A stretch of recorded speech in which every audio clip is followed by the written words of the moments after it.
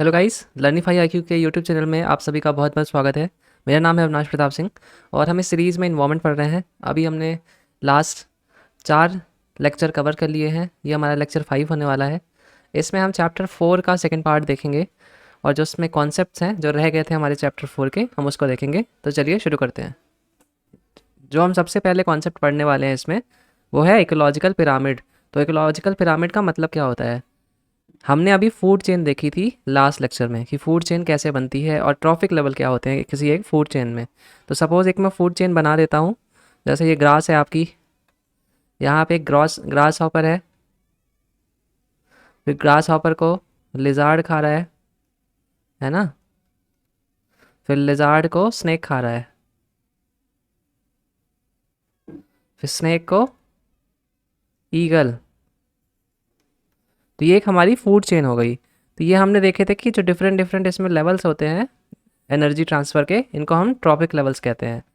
तो जब हम इन्हीं लेवल्स को एक पिरामिड के फॉर्म में रिप्रेजेंट करने लगे तो हम उसी को क्या बोलते हैं, एक लॉजिकल पिरामिड। ये जो हमारे ट्रॉपिक लेवल्स हैं इनको हम इसमें पिरामिड के फॉर्म में रिप्रेजेंट करते हैं। इसमें हमारे प्रोड्यूसर जो सबसे नीचे यहाँ पे होते हैं, जैसे ग्रास है इस केस में, तो प्रोड्यूसर सबसे नीचे होगा। उसी तरीके से जैसे जैसे हम ट्रॉपिक लेवल हमारे फूड चेन में बढ़ते थे, वैसे ही इकोलॉजिकल पिरामिड में भी ट्रॉपिक लेवल चेंज होते हैं। और जो हमारा टॉप कॉर्निवोरस होता है वो एकदम ऊपर रहेगा, राइट। जो इसमें हमारी ये जो चौड़ाई है पिरामिड की, वो भी चेंज कैसे होती है? या तो नंबर के बेसिस पे, नंबर ऑफ इंडिविजुअल के बेसिस में चेंज हो सकती है, जो हम पिरामिड ऑफ नंबर में देखेंगे, राइट। या बायोमास के फॉर्म में चेंज हो सकती है कि सबसे ज़्यादा बायोमास नीचे है फिर उससे कम होता जाएगा, है ना। या फिर एनर्जी के फॉर्म में देख सकते हैं कि एनर्जी या प्रोडक्टिविटी यहाँ सबसे ज़्यादा है, फिर ऐसे धीरे धीरे कम होती जाएगी। तो एक एक करके ये 3 कैटेगरी है इकोलॉजिकल पिरामिड की: pyramid of numbers, pyramid of biomass and pyramid of energy और प्रोडक्टिविटी। तो इनको एक एक करके हम देख लेते हैं। तो हमारा जो पहला हेडिंग है, पहला टाइप है, वो है पिरामिड ऑफ नंबर्स। तो पिरामिड ऑफ नंबर में बेसिकली जो हमारा पिरामिड बनता है, इसमें ये नंबर के बेसिस पे बनता है। मतलब किसी भी ट्रॉपिक लेवल में किसी भी स्पीसीज़ का नंबर क्या है, अगर स्पीसीज़ का नंबर ज़्यादा है तो वो नीचे होगी, है ना। क्योंकि यहाँ पे सबसे चौड़ा है, फिर उससे कम होते होते ऐसे जाएगा। सिमिलरली कुछ केसेस में ऐसा हो सकता है कि नीचे वाली स्पीसीज़ सबसे कम नंबर पे हो, प्रोड्यूसर जो हमारे होते हैं, राइट। तो ये कम हो, फिर स्पीसीज़ ऐसे ऐसे बढ़ते जाए, अभी हम देखेंगे। तो ये अपराइट पोजीशन होती है पिरामिड की, अपराइट। और ये इन्वर्टेड इन्वर्टेड है ना। तो जो हमारा पिरामिड ऑफ नंबर है ये अपराइट भी हो सकता है, इन्वर्टेड भी हो सकता है। तो अपराइट का एग्जांपल आप यहाँ देख सकते हैं कि प्राइमरी प्रोड्यूसर हमारी ग्रास है, तो ग्रास का नंबर सबसे ज़्यादा है ना। 58,42,000 पॉपुलेशन है इसकी। फिर ग्रास हॉपर का नंबर क्या है? 7,08,000। फिर उसके बाद रैट का नंबर क्या है?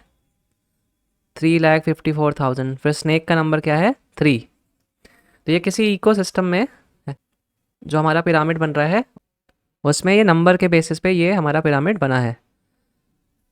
तो इसी तरीके से अब हम आगे चलते हैं। तो यहाँ पे अपराइट पिरामिड के एग्जांपल्स और देख सकते हैं आप। पॉन्ड इकोसिस्टम है ना, प्रोड्यूसर है सबसे नीचे। इनको हम क्या बोलते थे? फाइटोप्लैंक्टॉन्स, जो हमारे प्रोड्यूसर्स होते हैं मरीन स्पीसीज़ में। फिर यहाँ पे फिशेस हैं, पहले जू प्लैंक्टॉन खाएंगे इसको, है ना। फिर इसके बाद ये फिशेस आने लगती हैं, फिर उससे बड़ी फिश आने लगती है, फिर सबसे बड़ा बकुला वकुला आने लगता है। तो इस तरीके से अपराइट पोजीशन हो गई। फिर ग्रास लैंड इकोसिस्टम भी हमारा अपराइट इकोलॉजिकल पिरामिड देता है हमारा। फिर पिरामिड ऑफ नंबर इन्वर्टेड वाला देख लेते हैं कि इन्वर्टेड कहाँ पे देखने को मिलता है। तो यहाँ पे प्रोड्यूसर देख सकते हैं, एक ट्री है ना। ट्री के ऊपर बहुत सारी बर्ड होंगी, लेकिन ट्री तो एक ही था, तो उससे ज़्यादा ही बर्ड उस पर बैठ सकती हैं, 2 या 3, है ना। इनके ऊपर ये जो पैरासाइट होते हैं ये और ज़्यादा नंबर पे होंगे, है ना। हर बर्ड के 2-3 होंगे। फिर उसके ऊपर भी हाइपर पैरासाइट। तो इस तरीके से देख सकते हैं ये इन्वर्टेड है यहाँ पे। सिमिलरली यहाँ पे स्पिंडल शेप्ड भी हो सकता है, जैसे शुरू तो हुआ 1 से, फिर 2 में गया, लेकिन ये 2 से फिर कॉर्निवर्स की तरफ 1 आ गया, है ना। तो पहले बढ़ रहा था फिर घट गया, तो ये स्पिंडल शेप बन जाता है ये। और यहाँ पे इन्वर्टेड। तो इस तरीके का एग्जांपल आपको नाम के बेसिस पे याद रखने हैं कि पिरामिड ऑफ नंबर हमारा किस केस में इन्वर्टेड होता है, कौन से केसेस में अपराइट होता है। अपराइट का तो ईजिली मिल जाता है कि हर जगह ऑलमोस्ट अपराइट ही चलता है। इसमें ये भी है कि आप एग्जैक्टली नंबर्स निकाल नहीं सकते। अब जैसे ग्रासेस हैं, यहाँ पे ग्रास का एग्जैक्टली नंबर आप कैसे निकालेंगे, है ना, या किसी और स्पीसीज़ का एग्जैक्टली नंबर कैसे निकालेंगे। तो उस केस में होता क्या है कि ये जो हमारा पिरामिड ऑफ नंबर है ये हमेशा करेक्ट नहीं होता एकदम से। एक हमको रफ आइडिया देने के लिए ये ठीक है। तो इसी तरीके से इनका नाम याद रखना आपको इम्पॉर्टेंट हो जाता है इनके एग्जाम्पल के बेसिस पे। अब हम आगे चलते हैं। नेक्स्ट हमारा जो पिरामिड है वो है पिरामिड ऑफ बायोमास। तो पिरामिड ऑफ बायोमास आप देख सकते हैं नाम से कि बायो और मास जुड़ा हुआ है। मास हमारा वेट की तरफ इशारा करता है, राइट। अब बायो कुछ नेचुरल है उसके ऊपर इशारा करता है। तो बेसिकली जो हमारे ट्रॉपिक लेवल्स होंगे उनमें जो स्पीसीज़ हैं उनका ड्राई वेट, स्पीसीज़ का ड्राई वेट कैलकुलेट करके ये हमारा पिरामिड ऑफ बायोमास बनता है। तो यहाँ पे एग्जांपल आप देख सकते हैं। ग्रास है सबसे नीचे हमारी प्रोड्यूसर, तो 809 किलोग्राम पर मीटर स्क्वायर है इसका। फिर ग्रास हॉपर का 37 किलोग्राम पर मीटर स्क्वायर है। फिर रैट का 11 है। फिर उसके बाद स्नेक का है। तो ये हमारा अपराइट एक पिरामिड बना हुआ है यहाँ पे। अब हम आगे चलते हैं। यहाँ पे एक और आपको पिरामिड देखने को मिलेगा अपराइट। सो बेसिकली होता क्या है, जो हमारे टेरेस्ट्रियल इकोसिस्टम होता है वहाँ पे यूजुअली या मोस्टली ये हमारा अपराइट पोजीशन पे ही होता है ना। क्यों? क्योंकि हमारे प्रोड्यूसर ज़्यादा नंबर पे होंगे, फिर उससे कम उसको खाने वाले, फिर उससे कम उसको खाने वाले, और फिर सबसे कम वो, तो इसलिए इनका ड्राई वेट भी कम होता जाएगा। ग्रास सब जगह मिल जाएगी, है ना। उसी की जगह शेर होंगे उसमें, तो भले टॉप कॉर्निवोर्स हैं या टॉप ट्रॉफिक लेवल पे हैं, बट उससे कोई फ़र्क नहीं पड़ेगा, उसका ड्राई वेट सबसे कम ही आएगा, इसलिए सबसे ऊपर होगा। और हमारा जो पिरामिड है वो अपराइट पोजीशन पे होगा। यही इन्वर्टेड किस केस में होता है ये देख लेते हैं। तो यहाँ पे आप देख सकते हैं फाइटो प्लैंकटन जो है हमारे, फाइटो प्लैंकटन। फिर इसके बाद होंगे जू प्लैंकटन। तो ये ऑलमोस्ट माइक्रोस्कोपिक होते हैं या बहुत छोटे होते हैं। तो उस केस में जब इनका ड्राई वेट आएगा निकालेंगे, भले कंबाइंड रूप में है ये, तब भी इनका बहुत कम ही आएगा। तो जैसे जैसे ये यहाँ पे आप देख सकते हैं शार्क, बड़ी कार्निवोर जो हैं, इन पे पहुँचेंगे तो ड्राई वेट हमारा बढ़ता जाएगा। इस केस में एक्वेटिक इकोसिस्टम में जो हमारा पिरामिड ऑफ बायोमास बनता है वो इन्वर्टेड होता है। तो ये दो एग्जांपल आपको याद रखने हैं कि कब अपराइट बन रहा है, कब इन्वर्टेड बनता है ना। और ये भी याद रखना है कि कौन कौन से इन्वर्टेड और अपराइट बन सकते हैं। कहीं कहीं पे अभी एक और जो आएगा हमारा एनर्जी वाला, उसमें हम देखेंगे कि एनर्जी वाला ऑलवेज अपराइट होता है, तो इसीलिए इसको याद रखना है। अब हम आगे चलते हैं। तो हमारा ये नेक्स्ट टॉपिक है pyramid of energy. So pyramid of energy basically बताता है कि कितनी एनर्जी पास हो रही है एक ट्रॉपिक लेवल से दूसरे ट्रॉपिक लेवल में। तो यहाँ पे आप ऐसे देख सकते हैं कि जो हमारे प्रोड्यूसर हैं उनके पास सबसे ज़्यादा एनर्जी होती है। सपोज 1000 है।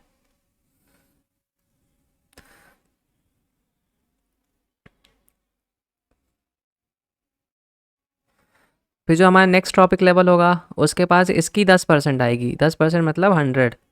फिर इसके बाद जो है 10% ट्रांसफ़र होगी। सो बेसिकली ये जो हमारा रूल है कि कितनी एनर्जी ट्रांसफ़र होती है, इसको हम बोलते हैं 10% लॉ, है ना।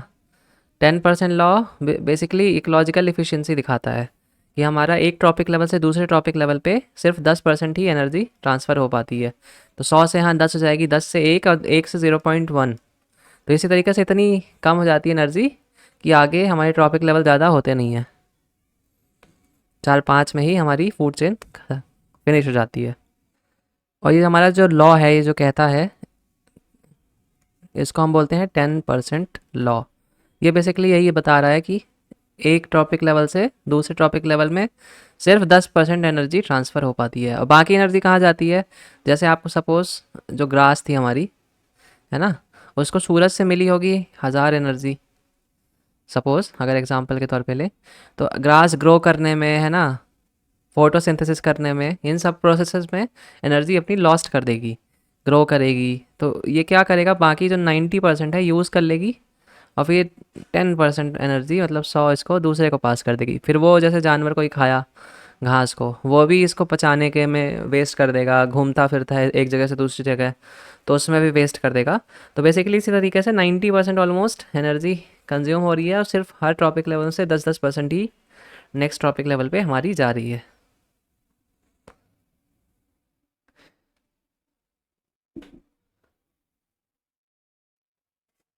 अब आगे चलते हैं हम। तो वही एक्सप्लेनेशन जो अभी मैं दे रहा था कि किस तरीके से लॉस होता है एनर्जी का। तो यहाँ पे आप देख सकते हैं pyramid of energy, it is always upright. तो इसमें इन्वर्टेड नहीं बनता है, ये हमेशा अपराइट ही होगा। ये बात याद रखना है कि पिरामिड ऑफ एनर्जी का जो है, क्यों, क्योंकि हमारा 10% लॉ लगता है ना यहाँ पे, इसीलिए 10% लॉ को याद रखेंगे तो ये हमेशा गलत नहीं होगा। 10% लॉ पता है कि नेक्स्ट टॉपिक लेवल में कम ही होनी है, तो ये हमेशा ऐसे ही बनेगा। कभी आपको ऐसा देखने को नहीं मिलेगा कि सबसे कम थी एनर्जी फिर वो बढ़ती चली गई, ऐसा ऐसा कोई सिनेरियो नहीं आएगा टॉपिक लेवल के केस में। तो इस फैक्टर को आपको याद रखना है, और इस नाम को भी याद रखना है कि पिरामिड ऑफ एनर्जी हमारा ऑलवेज अपराइट है। वो हम आगे चल रहे हैं। अब इसके बाद हम दो टर्म्स पढ़ने वाले हैं, जो हैं बायो एक्यूमुलेशन और बायो मैग्निफिकेशन। तो बेसिकली ये होता कैसे है, तो जैसे आपको पता होगा कि पॉल्यूटेंट्स हैं, अगर मान लीजिए कोई पॉल्यूटेंट्स, तो आपने सपोज फूड के माध्यम से कोई पॉल्यूटेंट खा लिया, किसी सब्जी में किसी ने डाला था, आपने खा लिया। सपोज़ करिए, हम अपना एग्जांपल नहीं लेते हैं यहाँ पे, किसी जानवर का एग्जांपल ले लेते हैं ताकि समझने में आसानी हो। तो सपोज़ किसी जानवर ने ऐसी घास खाई जिस पे पॉल्यूटेंट पड़ा था, या पॉल्यूटेंट पे ग्रो हुई थी वो घास। तो उस केस में क्या होगा, अगर वो पॉल्यूटेंट ऐसा है जो कि नॉन बायोडिग्रेडेबल है, या वो परसिस्टेंट टाइप ऑफ पॉल्यूटेंट है, उस केस में होगा क्या कि वो पॉल्यूटेंट बॉडी में बना रहेगा, है ना। तो अब इस यहीं से दो प्रोसेस निकलती हैं, यही, या तो एक के खाने के बाद एक बढ़े अगर, तब पॉल्यूशन बढ़ता जाता है, और दूसरा होता है एक ही स्पीसीज़ की बॉडी में हमेशा बढ़ता रहे। तो अब इसको हम डिटेल में नेक्स्ट स्लाइड में पढ़ते हैं। सो बेसिकली ये प्रोसेस दोनों होती कैसे हैं, ऐसे पॉल्यूटेंट के कारण होती हैं जो ईजिली डिग्रेड नहीं होते। तो ये पॉल्यूटेंट हमारे ट्रॉपिक लेवल में एक लेवल से दूसरे लेवल ट्रैवल करते रहते हैं, और जिस तरीके से ये मूव करते हैं या इंक्रीज़ होते हैं, उन्हीं उन्हीं के बेसिस पे हमने ये दो हेडिंग्स बना रखी है। तो एक एक करके देख लेते हैं इनको भी। पहली हमारी हेडिंग है बायो एक्यूमुलेशन की। तो बायो एक्यूमुलेशन का बेसिक मतलब है ग्रेजुअल एक्यूमुलेशन ऑफ पॉल्यूटेंट्स, या कोई केमिकल है या कोई और भी सब्सटेंस है किसी भी ऑर्गेनिज्म में। जैसे ये शार्क का केस देख सकते हैं यहाँ पे, कि पहले इसकी बॉडी में इतना पॉल्यूशन था, फिर इतना हुआ, फिर इतना हुआ, फिर पूरा ही लगभग ऑलमोस्ट पॉल्यूशन आ गया। ऐसा होता कब है, जब हमारा कोई rate of loss of substance less हो, किससे, रेट ऑफ एक्यूमुलेशन से।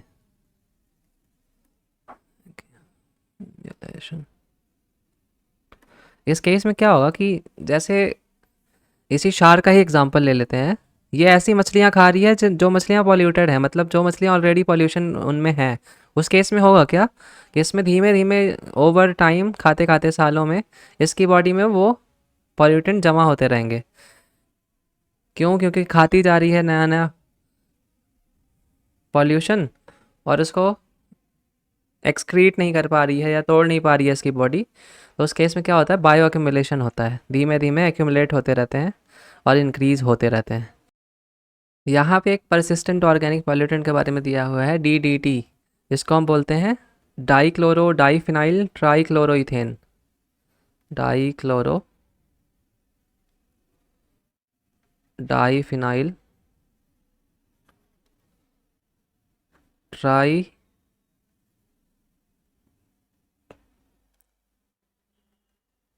क्लोरो इथेन,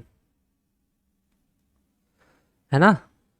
तो ये बेसिकली इंसेक्टिसाइड था, बहुत यूज़ होता था पहले, लेकिन इसके बारे में जब रिसर्च करी गई और तो पता चला कि ये परसिस्टेंट ऑर्गेनिक पॉल्यूटेंट है। इसका इस टर्म का मतलब ये होता है कि ये ऐसे पॉल्यूटेंट हैं जो बहुत लंबे टाइम तक हमारे इन्वायरमेंट में बने रहते हैं, जल्दी ख़त्म नहीं होते। तो अगर इंसेक्टिसाइड थे तो इनको सब्जियों के ऊपर और गेहूँ चावल उसके ऊपर डालते थे, है ना। तो उसके कारण होता क्या था कि धीमे धीमे ये जानवरों की बॉडी में भी हमारी बॉडी में भी इनका इंक्रीज होने लगता था। अब हम आगे चलते हैं। अब जो हमारी प्रोसेस है बायो मैग्निफिकेशन की है, इसको हम प्रोग्रेसिव बायो एक्यूमुलेशन भी कहते हैं। इसका सिंपली मतलब है कि increase in concentration of pollutant at each trophic level with passage of time.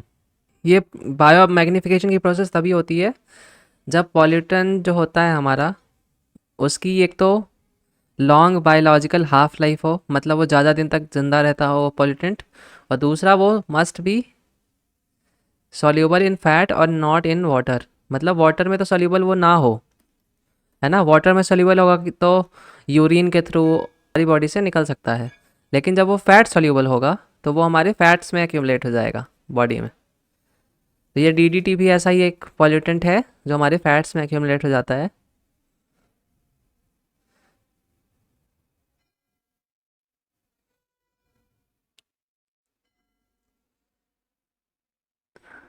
तो हमारे आपको पता होगा कि जो हमारा जो फीमेल्स जो हैं, फीमेल जो ब्रेस्ट फीड कराती हैं, जो मिल्क होता है उसमें भी फैट होता है। अब क्योंकि ये डीडीटी फैट में सॉल्यूबल पॉल्यूटेंट है, तो इसीलिए अभी बहुत सारे ऐसे केस दिखे थे कि जो मदर ब्रेस्ट फीड करा रही थी उस मिल्क में भी ये हमको पॉल्यूटेंट देखने को मिल रहा था। तो ये फिशेस में भी देखने को मिलेगा और भी जगह पे जहाँ जहाँ पे फैट्स हैं वहाँ वहाँ पे डीडीटी देखने को मिलता था।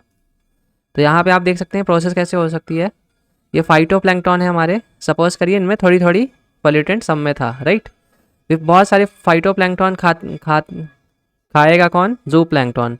ये अपनी लाइफ में कई खाएगा, है ना। तो उससे क्या होगा कि इसमें इनके मुकाबले ज़्यादा पॉल्यूटेंट एक्यूमुलेट रहेगा। फिर जो हमारी फ़िश है पहली, वो कई जू प्लैंक्टन खा के सर्वाइव करेगी, तो इसके अंदर थोड़ी और ज़्यादा कॉन्सेंट्रेशन होगी पॉल्यूटेंट की। फिर इसी तरीके से कई ये वाली छोटी फ़िश खा के बड़ी फ़िश रहेगी, सर्वाइव करेगी, है ना। तो कॉन्सेंट्रेशन बेसिकली बढ़ती जा रही है। क्यों? क्योंकि बड़ी जो हमारा ऊपर टॉप लेवल है ट्रॉपिक लेवल की, वो कई छोटी हमारी वो खा रहा है, फिशेस को खा रहा है।